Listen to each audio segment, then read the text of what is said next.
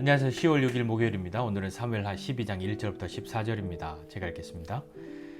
여호와께서 나단을 다윗에게 보내시니 그가 다윗에게 가서 그에게 이르되 한 성읍에 두 사람이 있는데 한 사람은 심히 부하고 한 사람은 가난하니 그 부한 사람은 양과 소가 심히 많으나 가난한 사람은 아무것도 없고 자기가 사서 기르는 작은 암양 새끼 한 마리뿐이라.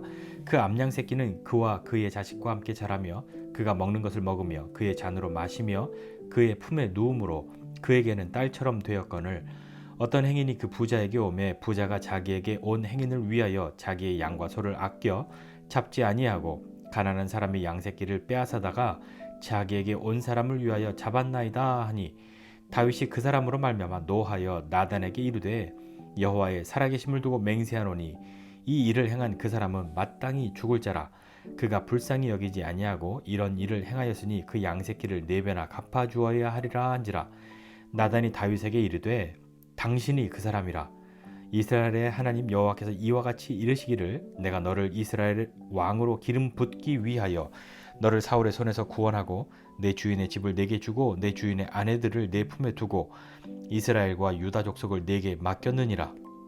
만일 그것이 부족하였을 것 같으면 내가 내게 이것저것을 더 주었으리라. 그러한데 어찌하여 내가 여호와의 말씀을 업신여기고 나 보기에 악을 행하였느냐. 내가 칼로 햇사람 우리아를 치되 암몬 자손의 칼로 죽이고 그의 아내를 빼앗아 내 아내로 삼았도다. 이제 내가 나를 업신여기고 햇사람 우리아의 아내를 빼앗아 내 아내로 삼았은즉 칼이 내 집에서 영원토록 떠나지 아니하리라 하셨고 여호와께서 또 이와 같이 이르시기를 보라 내가 너와 내 집에 재앙을 일으키고 내가 네 눈앞에서 내 아내를 빼앗아 내 이웃들에게 주리니 그 사람들이 내 아내들과 더불어 백주에 동침하리라. 너는 은밀히 행하였으나 나는 온 이스라엘 앞에서 백주에 이 일을 행하리라 하셨나이다 하니 다윗이 나단에게 이르되 내가 여호와께 죄를 범하였노라 하매 나단이 다윗에게 말하되 여호와께서도 당신의 죄를 사하셨나니 당신이 죽지 아니하려니와 이 일로 말미암아 여호와의 원수가 크게 비방할 거리를 얻게 하였으니 당신이 낳은 아이가 반드시 죽으리이다 하고. 아멘. 다윗은 자신이 범한 죄에 그것을 덮으려고 결국엔 우리아를 죽이는 일까지 저지르고 말았습니다. 하나님께서 이제 나단을 다윗에게 보내서 그 죄에 대해서 책망하시죠. 그 죄를 돌이킬 수 있는 그 기회를 다시 한번 하나님이 허락하시고 그 일을 하십니다. 나단이 와서 한 이야기를 전합니다. 실제로 있었던 이 일하기보다는 다윗을 위하여서 나단이 이런 이야기를 해서 들려주는 것이죠.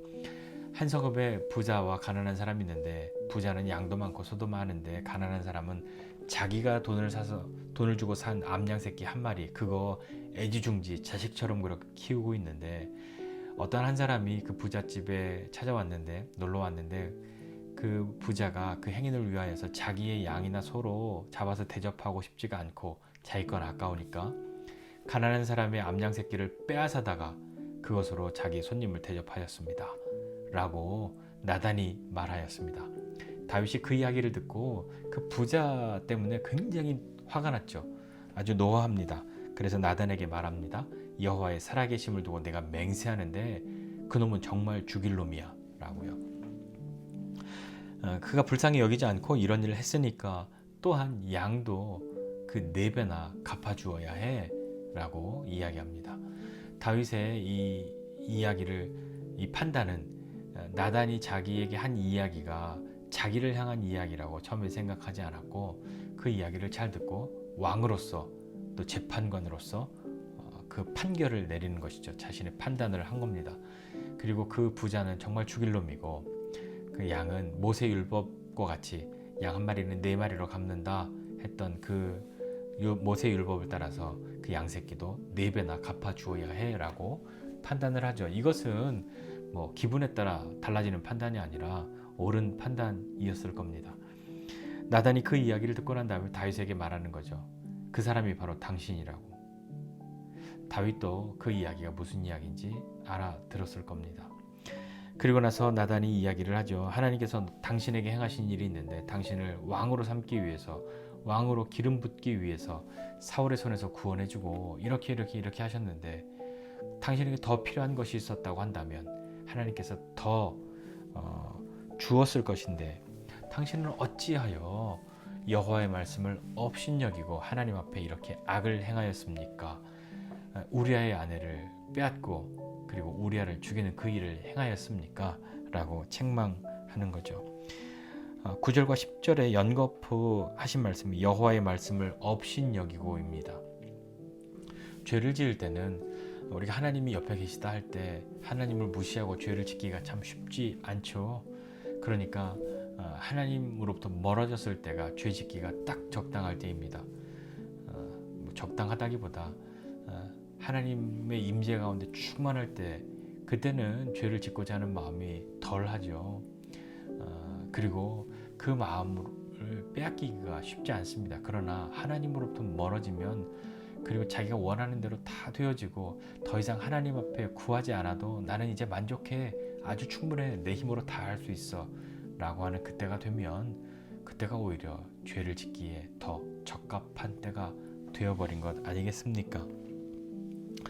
그 이야기를 듣고 계속해서 나단이 이야기합니다. 당신이 그렇게 악을 행하였기 때문에 이제 칼이 당신의 집에서 영원토록 떠나지 않을 것이고 또 이런 재앙도 있을 것이고 당신의 아내들을 다른 사람들이 그렇게 대낮에 백주에 동침하는 일이 있을 것이고 너는 그것을 은밀히 행하였지만 나는 이것을 대낮에 행할 것이다 라고 하나님 말씀하시죠. 물론 다윗이 우리가 아는 것처럼 회개합니다. 그러나 죄를 짓고 나서 그래 나 회개해 하는 그런 말로 모든 것이 해결되지는 않죠. 다윗이 나단이 다윗에게 이야기하기를 당신이 그렇게 회개함으로 죽지는 않겠으나 하나님 당신을 죽이지는 않을 것이지만 이 일로 말미암아라고 이야기를 합니다. 우리는 하나님을 업신여기지 않는다고 생각합니다. 우리가 감히 어떻게 나는 하나님을 무시하고 살아 라고 하는 사람은 없죠. 믿는 사람은 그런 사람, 그렇게 말할 수 있는 사람이 거의 없습니다. 그런데 죄를 짓는 그 순간만큼은 우리가 하나님을 업신여기는 것과 다름이 없다라고 하는 것이죠. 그러면서 회개의 기회가 왔을 때, 돌이킬 수 있는 기회가 왔을 때 우리는 어떤 반응을 하는지 한번 좀 생각해 봅시다. 나단이 다윗을 책망하고 이 이야기를 했을 때 다윗은 그 이야기를 듣고 어떤 마음을 가졌을까요? 결과적으로 그는 돌이키고 회개하는 것을 선택했으나 나였다면 어땠을까요? 야, 이것도 죽여 마라 하는 생각을 했을 수도 있고요. 나단을 향해서 무슨 말도 안 되는 소리야 라고 발뺌을 했을 수도 있고요.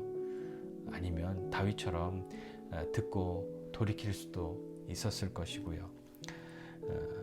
우리는 돌이키는 그때 죄에 대해서 책망을 들었을 때 내 죄를 드러내게 됐을 때 반응이 어떠할까 생각해 보아야 합니다. 물론 생각한 대로 누구든지 나에게 대해서 죄를 지적하고 잘못을 이야기하면 나는 그 즉시로 돌이키고 회개하고 돌아갈 거야 라고 생각할 수도 있고요. 그럴 일이 없어야지 여기서 말하는 그럴 일이라 하면 첫 번째는 죄를 짓지 않는 것이고요. 또 나쁘게 생각하면 내 죄는 들키지 않을 거야 라고 하는 마음인 거죠.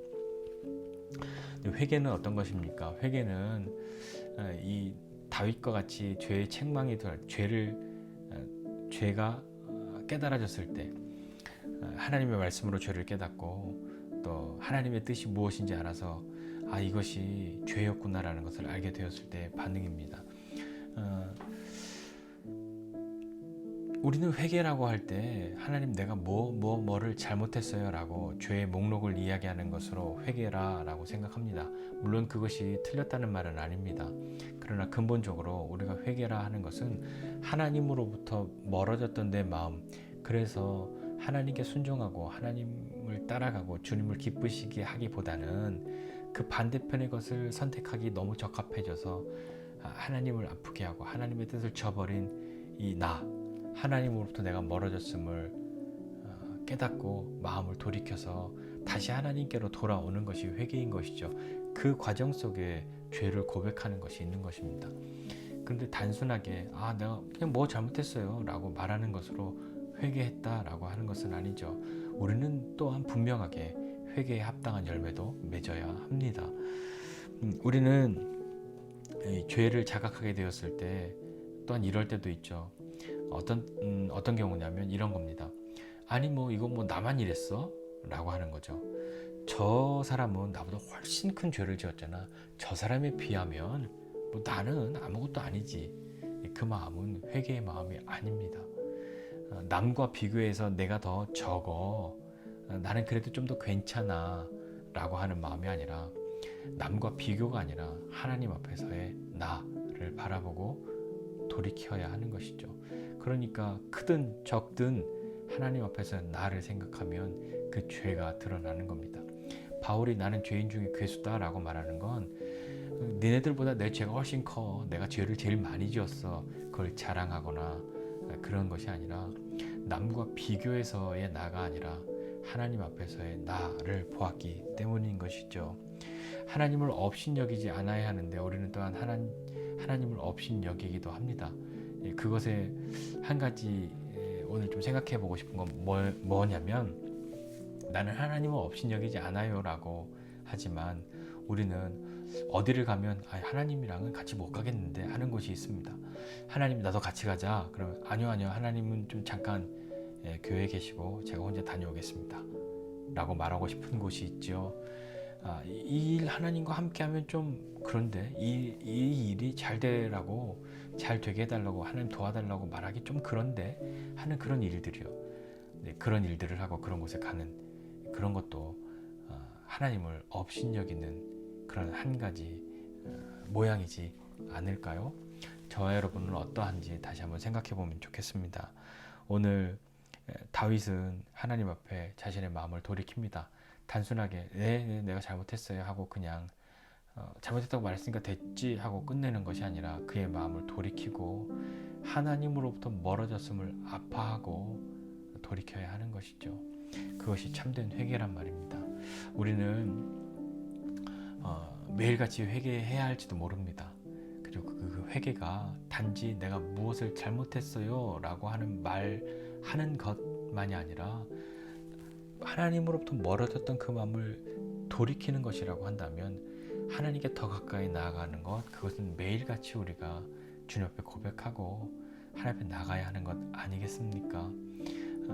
하나님부터 멀어지면 다윗도 이러했던 것처럼 우리도 당연하게 죄를 짓겠죠. 죄를 지을 수밖에 없단 말입니다. 그러니 저와 여러분은 오늘도 하나님 앞에 더 가까이 나가고 하나님으로부터 멀어졌던 우리의 마음이 있다면 다시 돌이키고 나보다 더 나쁜 죄인과 비교해서 나는 그것에 비하면 괜찮아가 아니라 하나님과 여기는 함께 못 가겠어. 이 일은 하나님과 못 하겠어. 그런 일도 하는 것이 아니라 마음을 돌이키고 하나님의 말씀을 귀히 여기고 하나님의 마음과 뜻이 나에게도 기쁨이 되는 그런 삶을 살아야 하지 않겠습니까? 그러니 오늘도 우리는 주님의 도우심이 필요하고 그러니 오늘도 우리는 주님 가까이로 나아가야지 않겠습니까? 주님 반대편에 어떤 것들이 우리를 끌어당긴다 할지라도 그것에 끌려가는 것이 아니라 하나님 여러 유혹이 있으나 하나님 오늘도 나는 내 마음을 주님께로 돌이킵니다. 붙들어 주십시오. 나아갑니다. 그런 마음으로 오늘 하루의 삶을 살아가야 하지 않겠습니까? 그 죽여 마땅한 사람, 그 마땅히 죽어야 할 그 사람이 바로 당신입니다 라고 말했던 그 나단의 목소리가 다윗의 마음을 울렸던 것처럼 오늘 저와 여러분 안에서도 바로 그 사람이 당신입니다 라고 말할 때 부인하거나 내빼거나 거짓을 말하는 것이 아니라 다시 한번 하나님께로 돌이키는 저와 여러분 모두가 되시기를 주님의 이름으로 부탁드립니다. 기도하겠습니다. 하나님 아버지, 오늘도 우리에게 은혜를 베풀어 주십시오. 그래서 하나님으로부터 멀어졌던 우리의 마음과 생각들을 다시 한번 주님께로 돌이키게 하여 주시고 내 생각에 내 판단에 남과 비교했을 때 나는 더 괜찮은데 저 사람은 나보다 더 악하고 저것은 죽어 마땅할 죄이지만 나는 그렇지 않다라고 스스로 그렇게 여기는 것이 아니라 하나님 앞에서 홀로 있는 나를 바라보고 주님 앞에 서는 우리 되게 하여 주옵소서. 오늘도 우리가 믿음으로 우리의 삶을 살아갈 때 주님과 함께 어디든 가고 주님과 함께 무엇이든 할 수 있는 믿음의 사람 되기 원합니다. 하나님 또한 하나님의 말씀으로 또 하나님의 사랑으로 우리를 부르실 때에 내가 생각하는 그 악한 사람, 그 죽어 마땅한 사람이 나와 같은 사람이라는 것, 그것이 바로 나라고 하는 그 마음의 울림이, 깨달음이, 소리가 들려졌을 때 깨닫고 주님께 돌이키는 믿음의 사람 되도록 은혜를 베풀어 주시옵소서. 감사드리고 예수님의 이름으로 기도